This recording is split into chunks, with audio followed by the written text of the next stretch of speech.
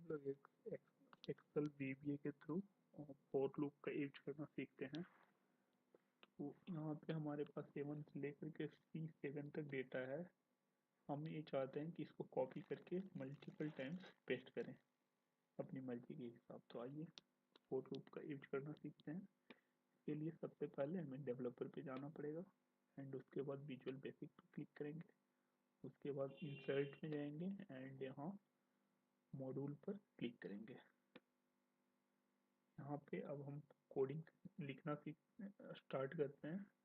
सब कुछ के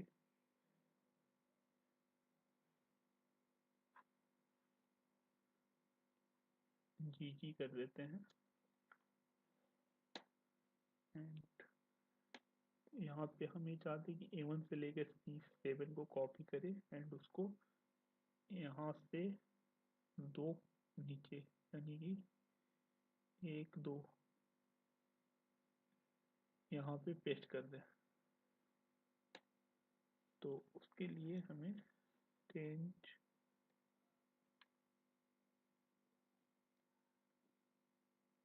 A1 to C7 dot copy करना पड़ेगा एंड उसके बाद क्या करें, change A65,000 dot and excel of dot offset लगा दें। यहाँ पे ऑफसेट क्या करना है हमें, यहाँ यहाँ पे अगर डेटा मिलता है नीचे जाएगा सबसे पहले, ऊपर आएगा और उससे दो नीचे यानी कि एक दो यहाँ पे पेस्ट करें।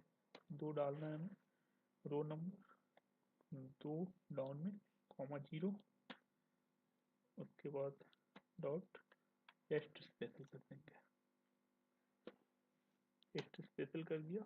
अब ये देखिए वहाँ पे जो डेटा था इसको जैसे ही हम रन करेंगे,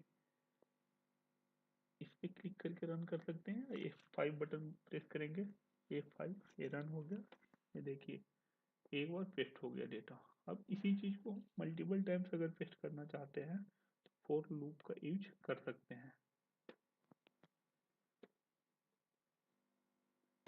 अदरवाइज हमें क्या करना पड़ेगा, अगर एक से ज़्यादा बार अगर उस इसी चीज़ को पेस्ट करवाना है इस A1 से लेकर के C7 को, तो हमें क्या करना पड़ेगा, बार बार इसको कॉपी करके अगर 10 बार वो करना है तो 10 बार पेस्ट करना पड़ेगा नीचे। ठीक है, उससे बढ़िया है कि आप चाहें तो फॉर लूप का यूज कर लीजिए। फोर आई इक्वल टू 1 2 हमने 10 कर लिया एंड यहाँ नेक्स्ट आई कर लिया। अब ये क्या करेगा, जो डेटा था हमारे पास उसको 10 टाइम्स पेस्ट कर देगा। इसको रन करते हैं एक बार, रन करा हमें। अब ये देखिए यहाँ पे 10 टाइम्स पेस्ट हो चुका है। देखिए तो इस तरीके से चाहे तो आप लूप फॉर लूप का यूज कर सकते हैं VBA में एंड अपने काम को ईजी कर सकते हैं। बार बार इस तरह का कोई रिपीटेड वर्क है तो उसको आप इजीली करवा सकते हैं एक सिंपल से लूप का यूज करके। अगर ये वीडियो आपको अच्छा लगता है तो सब्सक्राइब करें, अपने फ्रेंड्स वगैरह को शेयर करें, लाइक करें एंड कमेंट करें। Thanks for watching the video.